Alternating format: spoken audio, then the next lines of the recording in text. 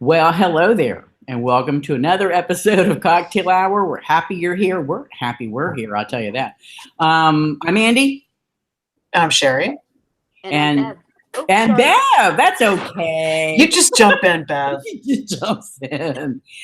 Do we have any housekeeping to go Nope. in Oh, onto?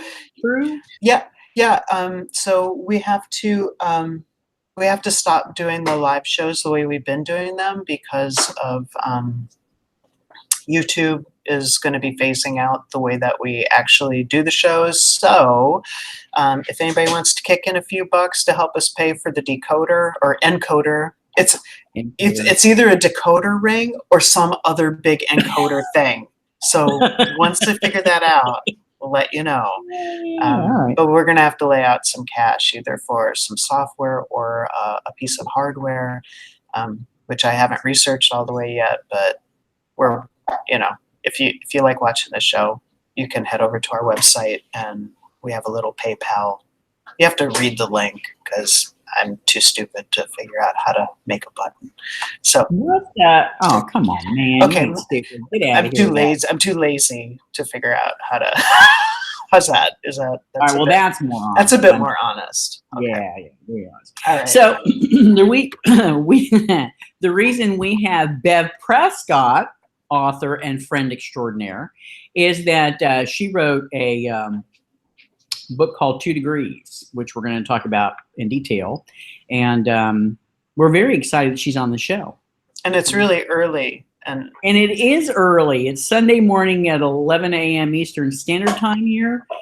And most of you that stick with us know that we record in the afternoon on Saturdays. So, yeah, there's no drinking going on right now. I'm Just still trying to coffee. recover from drinking last night.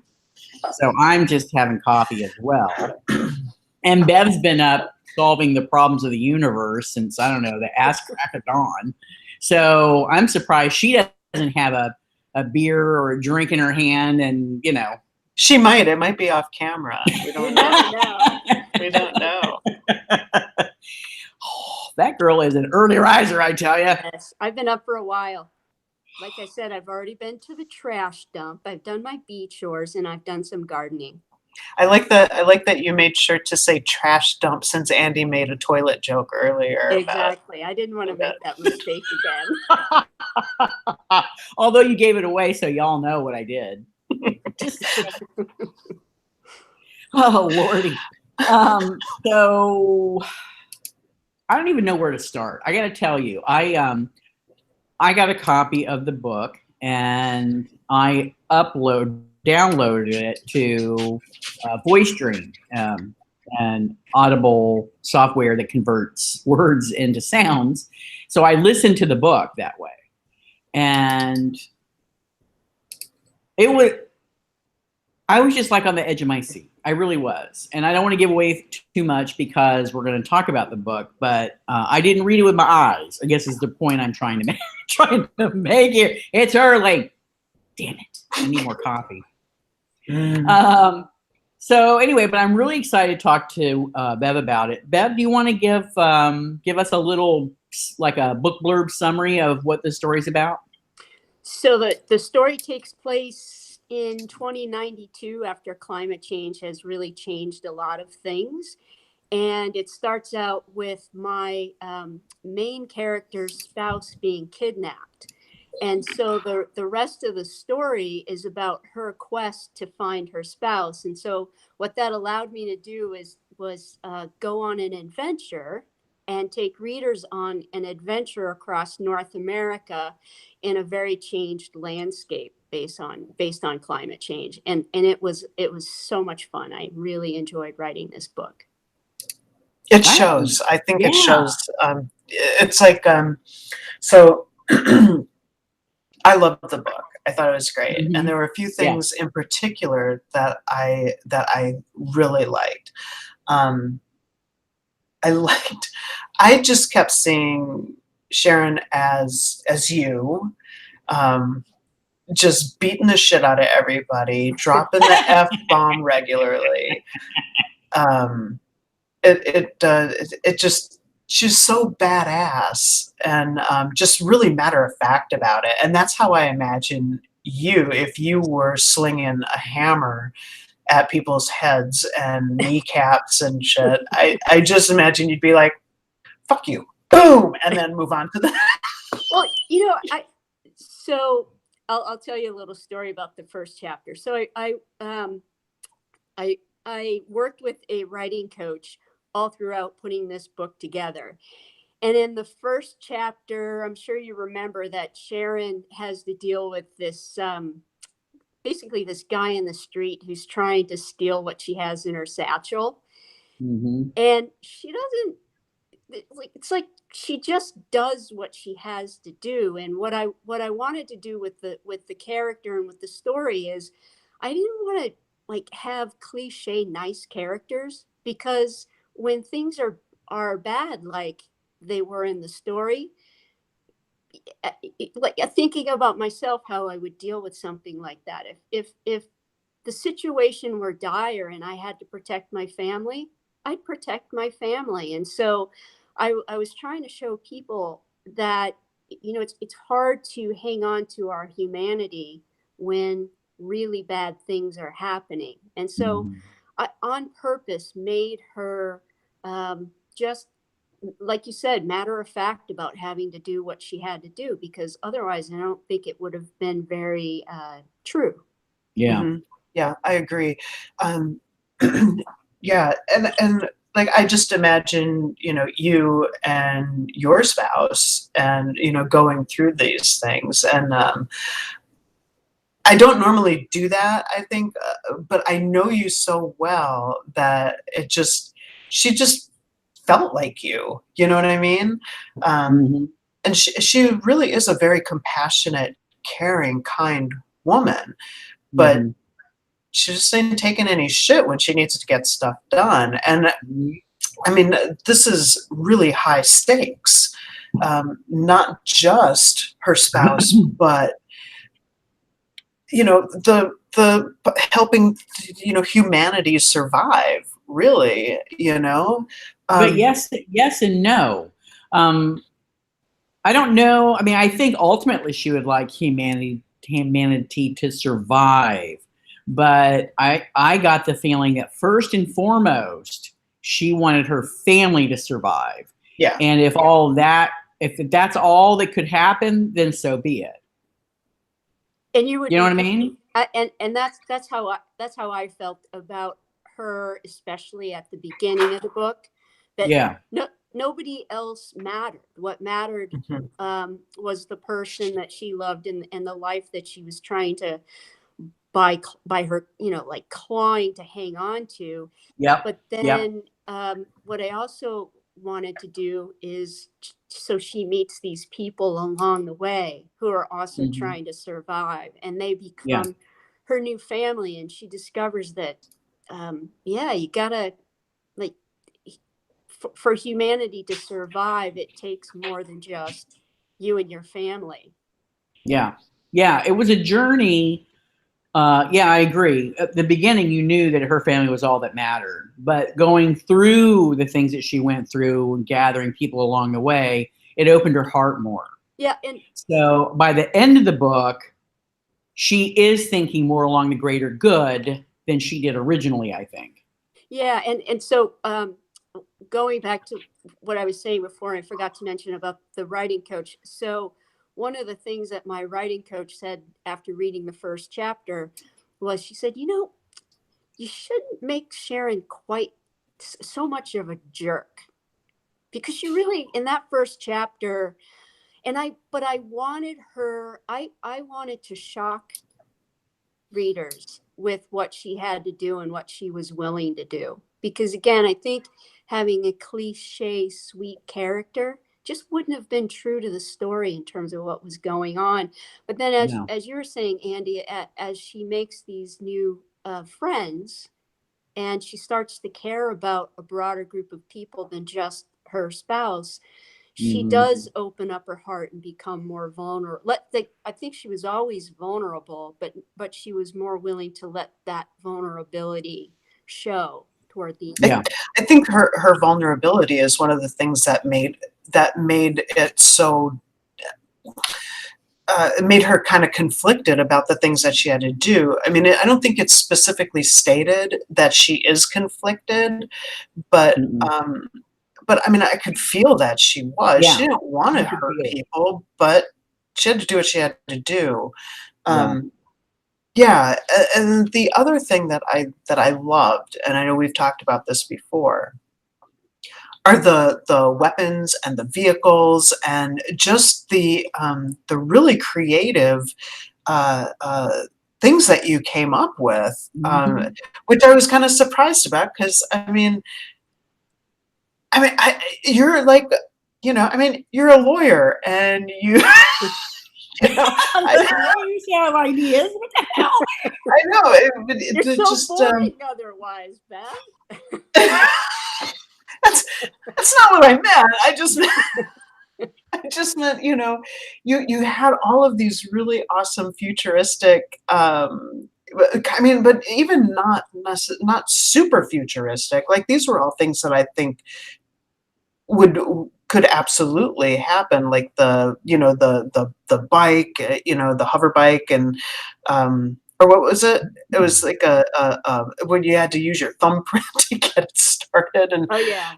yeah, I mean, the weapons, and I just thought it was really cool. Oh, the vest, that was my Oh, favorite, the is the Icarus vest. vest. Yeah, That was my favorite. and how did you come up with this stuff? Because Okay, I so mean, you always seem like you're just kinda in the present and just it was so sci-fi that I wasn't really expecting it the first time I read it. so I thoroughly enjoyed coming up with all of that stuff. But so in terms of how I did it, so I had seen a TED talk a number of years ago, and it was about how Nerd. looking for solutions to problems, if you just look in at nature, you can figure out how things work and then maybe solve problems. And so I thought about, okay, if I want a ship that does X, Y, and Z, I would just describe it like an insect that does X, Y, and Z. So what I did was I drew from things in nature to come up with these vehicles that I wanted to be able to do what it was that they do.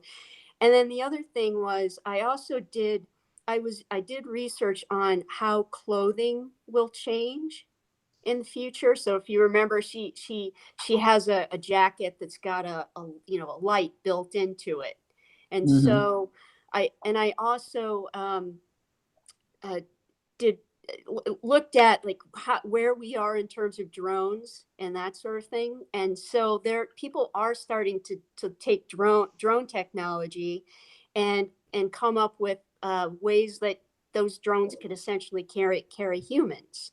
So there's an undercurrent of research that I did with all of those things I came up with. But again, when I imagined some type of vehicle doing a particular thing, I just thought about a bug or a bird that does that particular thing, and then I made it into a vehicle. And then the other point that I would make is that if you think back to when World War I starts, so the car, not the car, I'm sorry, the passenger plane. The first passenger plane was created in 1914. So since 1914, we've had two world wars, a depression, and you know any number of bad things that have happened. But Mhm. having said that, we've still managed to send a guy to the moon, Mhm. land a spaceship on Mars. So even though, like in the story, a lot of bad things were happening to humanity, I still think technology has progressed so much in the last 100 years, and I think it's going to progress exponentially faster Yeah. over the course of this century. So Mhm. it only made sense to me that there would be futuristic vehicles and clothing, notwithstanding all of the bad things that could potentially happen with climate change. Yeah, I mean, honestly, we're not that far off from some of those things now. We've got auto drive cars, and Trucks too. right. Yeah. So, I mean, yeah, I think that that's great, and I am not shocked at all with the route that you took to. And now that you've said, looking at nature and insects and stuff, I'm like, of course Too you late, did. Sherry. Too late. Yeah. Of course you did. Although I still am fascinated that, well, now that I have a new iPhone, it's my face that my phone recognizes, but before that it's the thumbprint. And so that's where I got the thumbprint to start your bike. Just how Sharon started her hover bike was with her thumb. Yeah. Yeah, TJ got the new iPhone, and I don't know how to use it because there's no button. I just look at it and go, "Can you do something with your phone?" Because I don't understand. Oh my God, so funny. Bev, I gotta give you kudos for the amount of action in this book. It kept me mostly right on the edge of my seat. I forget how long that book was when it was read to me, like 8 or 10 hours maybe. Yeah, that would be right. And I gotta say, there was a point where I was looking at the clock going, oh shit, it was like 10:30 at night. I'm like, I gotta go to bed. But I didn't want to go to bed because I was like right in the middle of something. And I'm like, so I had to turn it off. And I couldn't listen to it at work because it's not one of those stories you can just kind of let wash over you while you do something else. You have to actually pay attention. So I would only listen to it when I was either at home. I know this is going to sound counterproductive, or in the vehicle as I was driving. But I almost missed one of my turnoffs listening to it in the truck. I was like, what? Off. And I'm like, I had to go like, freak out traffic to get in the right lane. But yeah, it really was nice because I wasn't expecting that at all. And so kudos, man. You kept me right in the moment with that book, with that entire story. And some of the things that you pulled out of there, I didn't see it coming. Some things I did, but that's okay. Some things I didn't. And the stuff I did was like, what? So I'm like talking to myself in the vehicle. I'm sure other people thought I was crazy, but it's okay. I am crazy. But kudos to you. I loved it. The pacing was excellent. Just excellent. Well, I am thrilled that you enjoyed it because that means I can't even describe to you how much that means to have you and Sherry really like the book. Yeah. And I loved writing an adventure because you're good at it. I was on the edge of my seat writing it. That's awesome. And I felt the freedom writing an adventure in sci-fi. Yeah. That I haven't felt writing any other book. Wow. I really feel like you found your groove with this. I mean, I know romance does. If it's not romance in in our little world, it doesn't sell, and people won't pick it up because there's no love, and there is love, and but there's just But so many people want more than that, and it's so hard to get footing. I honestly think that this could easily be mainstream. I think it's so good, and I hope that you continue with this genre because, like Andy said, you got it. This is it. Reading, and I think you started hitting on it in Blowback. Where it wasn't really romance. It was serious, and there was some action in it. Really tough themes to deal with. But this is different. I think absolutely action and adventure that's where you need to go. It's your first show. Absolutely. Yeah. Yep. Keep it up. Seriously. So your story is now classified as climate fiction. What is the designation? So climate fiction it's a new genre, and more people. So it's a genre that's a mix of adventure and sci-fi, speculative fiction, but it's centered around climate. And so I think more and more authors are starting to build stories around the earth and climate change and changes to how we're going to live and that sort of thing. So maybe I would consider it a subgenre of science fiction, Okay. but All right. with a focus on climate fiction. So I've been trying to, whenever I can, tag it as climate fiction, because that's really, at the end of the day, what it is. Yeah. Yeah. Yeah. So I got to tell you though, I mean, I do have a sense of self-preservation, and I will do what I have to do to survive. But I am not looking forward to any future day where, a cooked rat or insects, Oh yeah. Food du jour. Here's some beetles. She took some beetles out of her pocket. That too. Yeah. No. But you do what you got to do, right? well, and see that again, that's where research came in, because more people eat insects across the world than we in the United States do. And so there's probably going to come a time when insects become part of what we eat. That could be a new business venture for you, along with the bees. You could, do beetle farming. You'd be ahead of the curve. There's actually, you're thinking about it.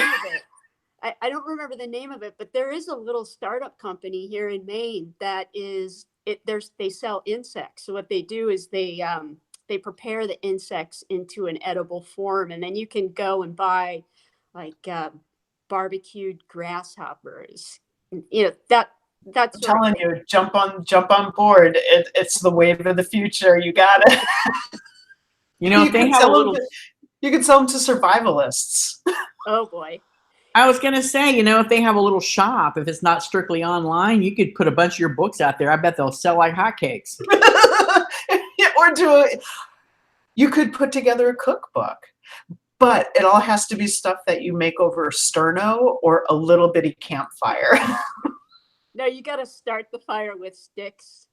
Right. Rubbing them together. Exactly. Yeah. I'm going to be eating leaves. I can tell already. Good roughage,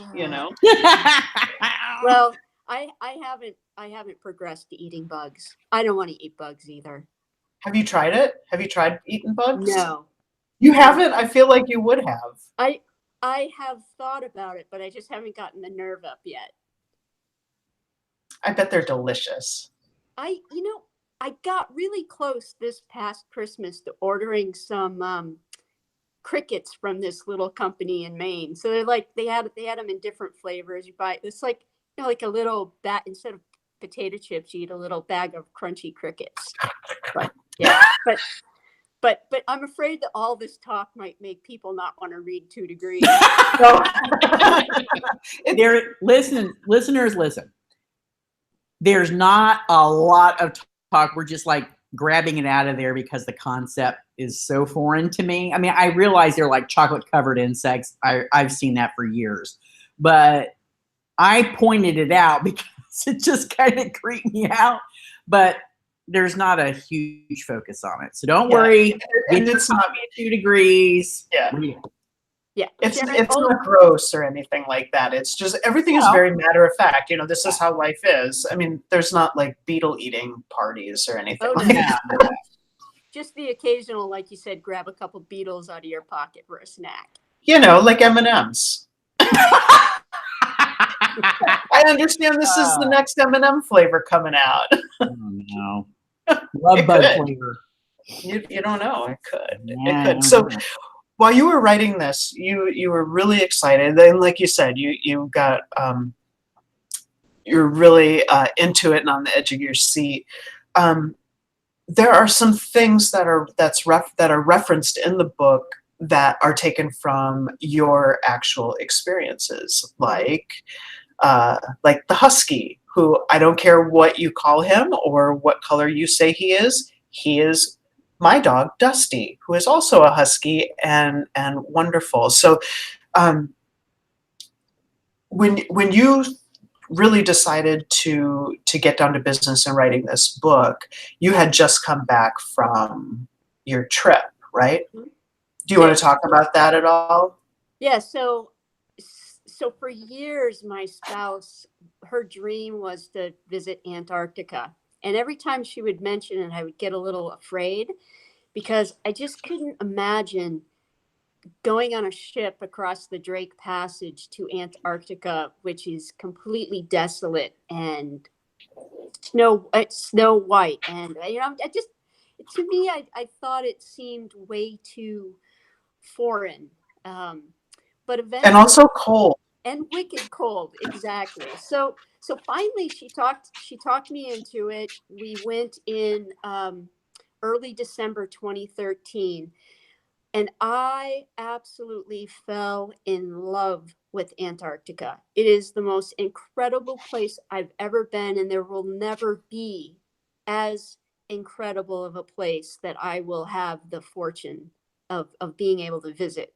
And and so it was just, it was so incredibly beautiful, and I couldn't imagine what the world would be like with no snow or no ice or no glaciers and all the different layers of blue and white, because it wasn't just white, it was layers of different layers and shades of white and blue and gray. And I had already been thinking about writing a book about climate change, but it was that trip to Antarctica that the spark was lit. I had to write about I had to write about climate change because I just couldn't imagine. I couldn't picture the world. I still can't picture the world without such an incredibly beautiful place. And we loved it so much that a couple years later we went to the Arctic, and it was on Svalbard, which is an island way up in the northern part of the Arctic. That's where I met the dog Eric the Red. And so we had gone on a hike, and when you're on Svalbard in the Arctic, you you you cannot hike without weapons to defend yourself against bears. And but nobody wants to harm a bear. I mean, that's the last thing you want to do. And so what they'll do is they'll bring these dogs with them because the dogs have a tendency to keep the bears away. And so we did our hike with this dog named Eric the Red, and he was like just an enormous, beautiful, sweet dog that. Um, so I for good part of our hike, I was holding on to his leash, and we had to walk across these streams and off across all these rocks and boulders, and he was just so gentle with me. Like he could have yanked me up the hill or across the boulders into the stream, but he was just so delicate and sweet and Oh, careful. And so I had to put Eric the Red in 2 Degrees. And so he was one of my favorite characters. Yeah. No, you're working on another book, right? I'm working on a couple of different books. what? One of them is a cookbook for the future. Yes. And no. No, I've actually over the last couple of months taken a bit of a break from writing because I've been very busy with my day job, and then just getting things ready for spring with the bees and the gardens. But on the back burner, I have a couple of different things that I'm working on. Um, One is a sequel to 2 Degrees, which is called Tribes of High Wraith. And then the other is called The Beekeeper. And I intend to finish The Beekeeper first because I'm much further along on that one. But I'm pretty far away from finishing either of those. But those are the two that are on my plate right now. With the What's the Beekeeper. beekeeper? What's So the Beekeeper is that one is not so much an adventure, but it's kind of an adventure. It's not an adventure like 2 Degrees, but it's about a middle-aged, overweight, going through menopause, burned out lawyer.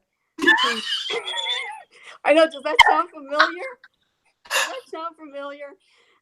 Anyhow, she has an incident where she thinks she's having a heart attack. She gets rushed to the hospital, and fortunately, she didn't have a heart attack, but the doc says, you know, you need to take a break because you're just running yourself ragged. So she heads up to Maine to spend some time with her great aunt, who is getting up there in age. And to make a long story short, she ends up teaming up with a beekeeper, and she learns all about bees, and she falls in love with this farm in Maine. And so she will end up not going back to being an overworked, burned out lawyer in Maine. She becomes a beekeeper. Wow. Nice.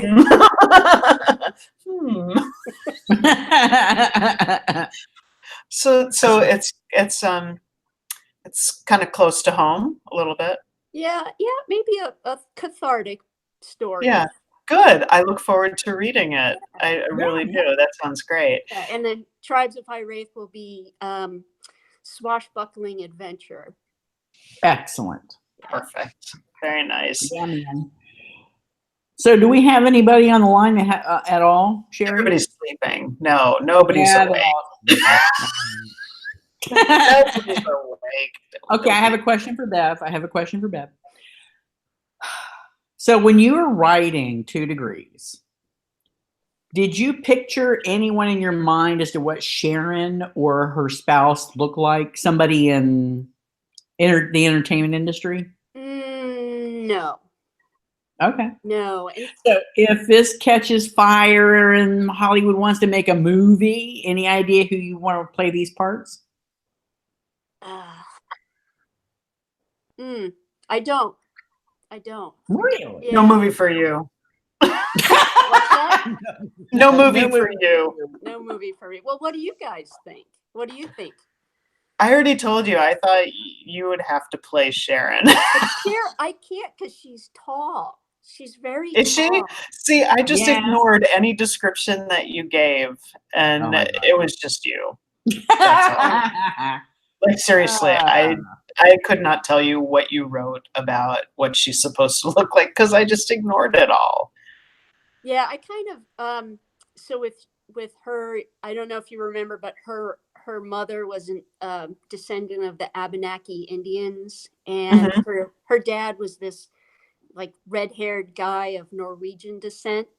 And so I wanted her to be ambiguous in terms of what she looks like, because another point I was trying to make about 2 Degrees is that we're all so interconnected, and like, how can you say we're one thing or the other thing? Yeah, when what was the name of the spouse? Eve, right.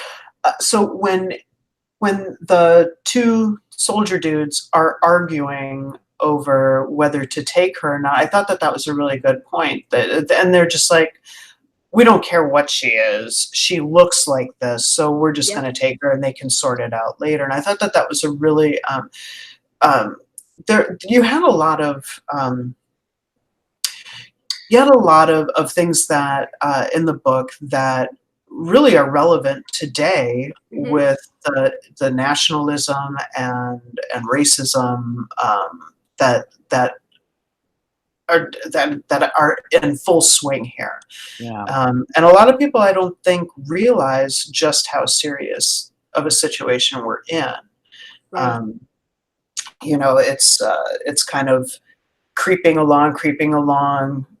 But if you're paying attention, it's, you know, folks who are pointing out the similarities between what's happening in our country right now with Germany of the 20s and 30s. You know, it's the similarities are glaring, right. and you know, and I think what you have in 2 Degrees is where we very well could be, not too far in the future, if folks don't wake up, you know. But yeah, you had a very diverse cast of characters. Woody, can you talk about Woody for a little bit? Yeah. So Wilhelmina, well, Woody. So Woody was that character in the book who is the sage, who is also has a very diverse religious background, and she's a scientist, and um, so she to me was just this mesh of all things good in a very pragmatic, inspiring person. And so I needed to have that character that Sharon could learn from and people could look up to. And I also wanted to make that character surprising as well. And I tried to do it, and I hope I was successful in, like, there's an undercurrent of nationalism and racism and being a refugee and who's a refugee. I wanted there to be an undercurrent of that without being overbearing or hitting people over the head. And then the other thing, I don't know if you noticed, was so I'm an atheist, but there is a undercurrent of religious belief and how people Yes. believe in things and why they believe in things. And again, I tried not to do it in such a way that was judgmental of any faith. I just wanted to You didn't. present. And yeah, and that was another reason why I related Sharon with you, um, because of the your stance on religions, and I think that you had a really great, I think you hit it really well on that.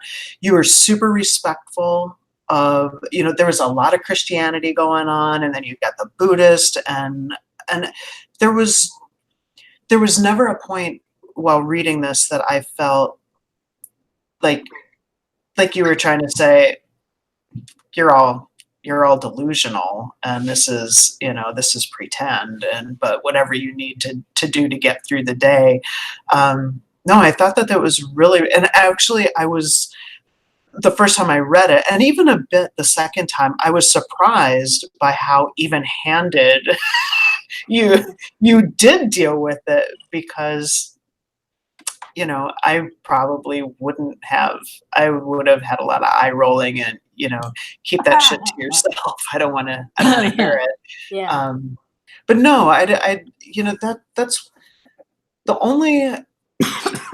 Sharon was really open minded when it came to just about everything Right. and everyone. It was very clear that she wanted to learn from Woody. She respected Woody, admired her. And really came to care about about all of those people that were helping her out. Mhm.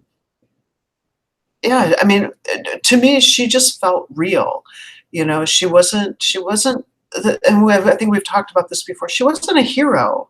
She Right. wasn't trying to be a hero, and Right. and she's very flawed and vulnerable and insecure in a lot of ways. But it just, all of those things, but she was also strong and Mhm. determined, and I felt like she was a really well fleshed out, balanced character, Yeah. and I don't really feel like any of the characters were over the top or hollow. Even the secondary characters, um, it felt genuine and real, and it was a good read, and It I was.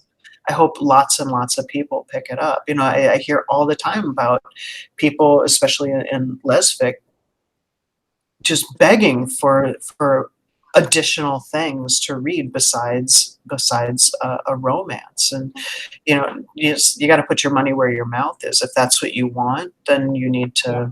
you need to get those books and show the publishers that, yeah, there is a demand for this, because I don't Absolutely. think, I mean, looking at the various lesfic publishers, I think, some of them feature, focus like specifically on fantasy, and but it's all like super sexed up fantasy and sci-fi, and there needs to be a place for folks who just want the story and Yeah.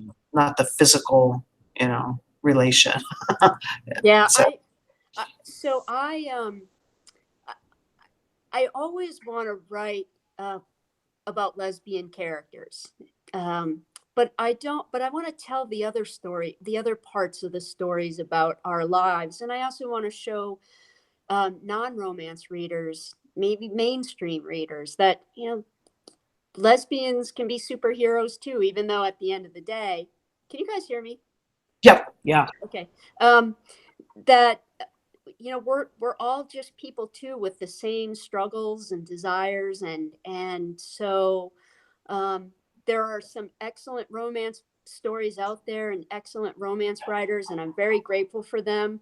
But romance isn't something that I want to write now or anytime in the future. And so I hope people will consider reading my stories, because what they're going to get is they're going to get the best book that I can write, with, I hope, a really good story and strong lesbian characters that allow them to see themselves in a positive way.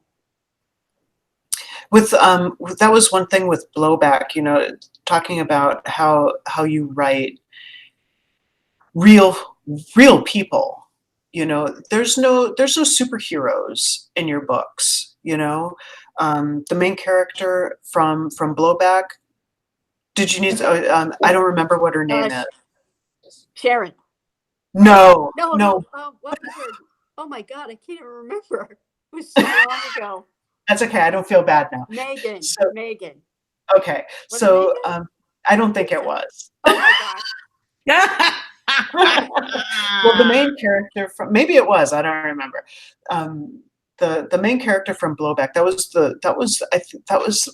probably the thing that I loved the most about that book, is she was so real,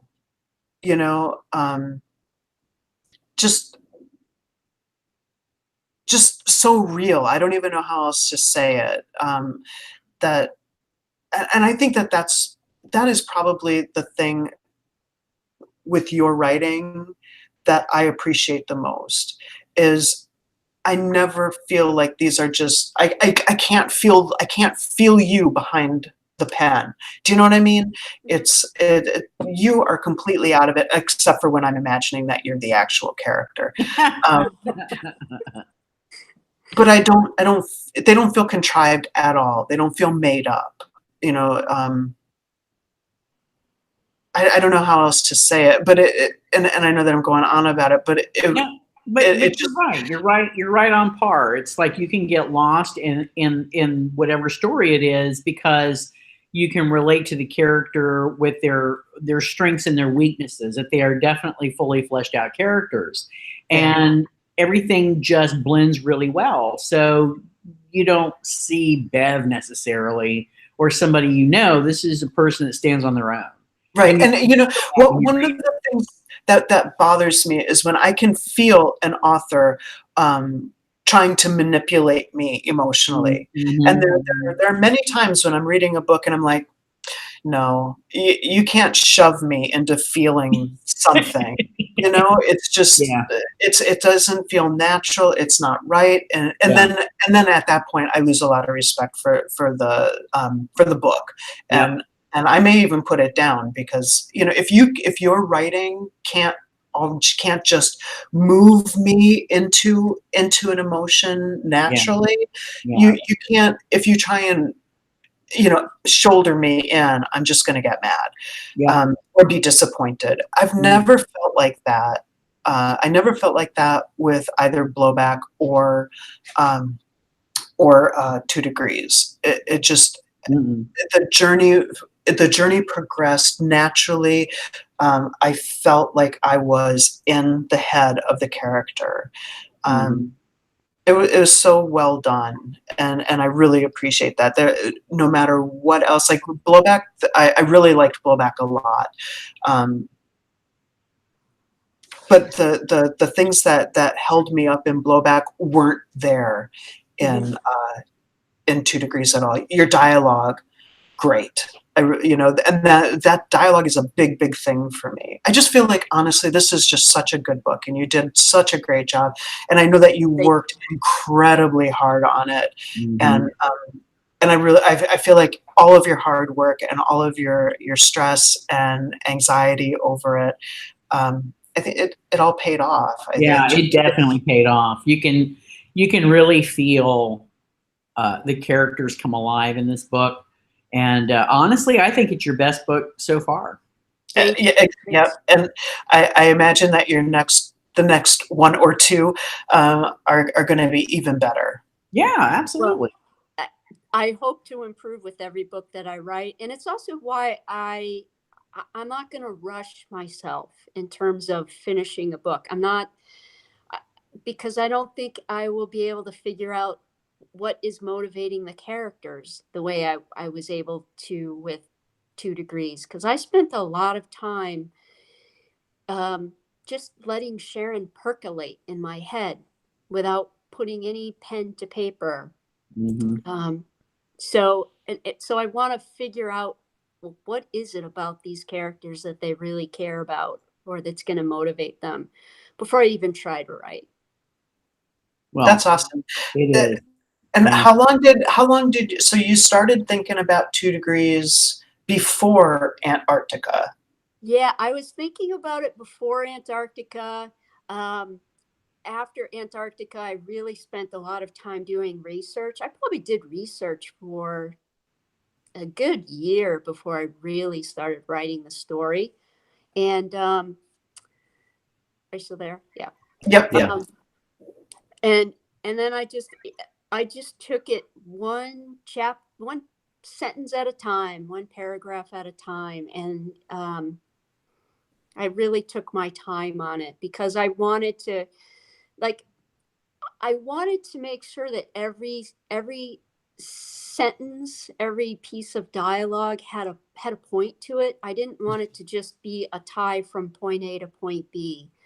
Um, so I really took my time, and again, I worked with a writing coach, Elizabeth Sims, who taught me a tremendous amount about how to think about characters and just the craft of writing in general. And so um, I wouldn't want to disappoint her with a book that doesn't improve upon the last one either. Yeah. I have so much respect for Elizabeth Sims. I just think she's the best of the best. And she's really amazing. tall also. So, you know, She's really tall. Oh my God. she's really tall. She's very nice. I like her a lot. She's a very nice lady. Yeah, I'm grateful I got to work with her. So So are you working with her at all now, or have you just taken what you've got, what you've learned, and moving on? yeah, I'm taking what I have and moving on. But having said that, you know, if I get far enough down the road with the manuscript and she has time to review it and give me some suggestions, and I would definitely do that. But I think she gave me what I wanted to do was I wanted to learn so that I had a framework that I could bring with me and just continue to carry it through with each book that I write. That's awesome. That's awesome. Yeah, I don't think I really have much more. No, me. Outside of, you know, everybody who stumbles upon this video or audio show should go and get the book. It's called 2 Degrees. You can get it at Amazon. If you don't remember anything about it, just go to Bywater Books, and there'll be stuff there. Or there'll be a link here. You can just do it. You can just get it here. You can just There you go. click, and there you go. It is Wait. definitely worth the read, y'all. No kidding. Thanks. Also, one of the best parts of the book is that gorgeous, awesome, fantastic cover, which I love. Oh yeah. That cover is that is one of the best covers I think I've ever seen. It's meaningful to the story. It's so understated and just I could stare at that. I could get that on a poster and just meditate on it. It's so interesting and simple and clean. It's just so great. And clever. But yet I think it speaks volumes about the book. So Anne McMahon designed the cover, and when I first saw it, it just punched me in the gut because it was like I couldn't think of a better way to describe the entire story in just one image. Yeah. So she hit that one out of the park for sure. Yeah. I think it might be, I mean, I haven't seen all of her covers, but that would absolutely be the favorite, my favorite of all of the ones that I've seen of hers. It's Yeah. just so great. And it will be, it'll be the thumbnail on this video, and we'll also have a copy of it on the website, where you can look at the gorgeous cover and then click below and go buy the book. Yeah. Yeah. And Awesome. can I just do a quick shout out to Bywater Books, the publisher of 2 Degrees? Yep. So I am so thrilled that 2 Degrees has its home with Bywater Books. They publish some fantastic books, and I could not be more appreciative of them taking on this story and the book. And so, thank you, Bywater Books. And if you buy 2 Degrees from Bywater Books, be sure to check out all of the other great stuff that they have. You should do plugs for them. That was really good. Right. Exactly. You should do like commercials. Check out their great stuff. Oh Lordy, it's early. Can y'all tell? I need more coffee, and I also have to go to the bathroom. Well, Bev, thank you for being patient with us. I know we wanted to do this show. I think it was last week? A week or 2 weeks ago, yeah. 2 weeks ago? It was 2 weeks ago, but we had technical issues, Yeah. and then this was the first time that we were able to all get our schedules together because the beekeeper there is so busy. And and I did a murder mystery thing out walking around town, which is why I got sunburned yesterday. So, but Bev, you're always worth waking up early for. Absolutely. Thank you both. I really appreciate your being on, not only reading 2 Degrees, but having me on the show and talking about it. And again, both of your opinions mean the world to me. So I'm thrilled that you both liked the story. You're always welcome here because, I mean, you're part of the Cocktail Hour Productions family with, you know, the barbell that you used to do. Long time ago, so many years ago. I'm not feeling very barbelly anymore. That's all right. No, you just need to find a new outlet. I'm telling you, I mean, you love the water. You got kayaking now, and, you know, you can do biking, right? Yeah. I'm trying to focus on biking, but my knee is still not even quite there for biking, but I'm getting there. There's always, you know, you can just get a heavy bag and just beat the shit out of that. I could, yeah. See? Works for me. Yep. All right. Then. All right. Well, thank you all for tuning in. And next month, we're going to have Colette back with us. And I believe, unless something changes at the last minute, we're going to be reviewing, I think it's Joe Sharkey's book, Death Sentence. It is a true crime about John List. So I know you guys are like, oh, we've heard it all. No, trust me, you haven't heard it all. So stay tuned. We haven't picked a date yet, but we'll be sure to post it on Facebook and wherever the hell else we post, though. And so we'll see you then. Oh gosh, thanks, Bev, again. All right, we love you. Love Thanks you for writing a great book, and right, we'll see you down the road. Okay. All right. Bye, everybody. Bye.